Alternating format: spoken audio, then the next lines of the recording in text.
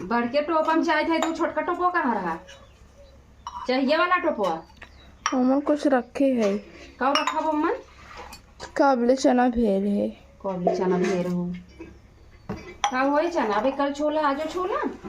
हाँ रोज रोज छोलो ही बनावत जावत तू सब। हम का ना जावत, हमें भी सब्जी आलू टमाटर की बना दे चाहे।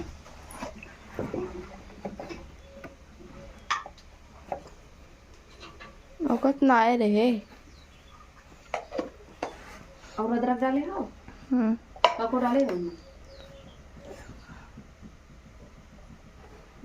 आ काका डाले हो?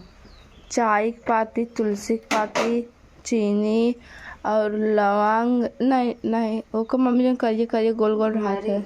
मरीच और उनका से बुलावा ये चाय पिए काढ़ा तरफ ना अच्छा रहे। आदि जमाइन और ना याद आता।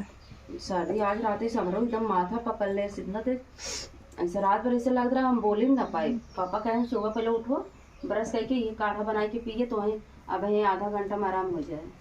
एकदम मुड़वा गटाइए सब एकदम पकड़ एकदम परेशान हो रही है आज रात में रही।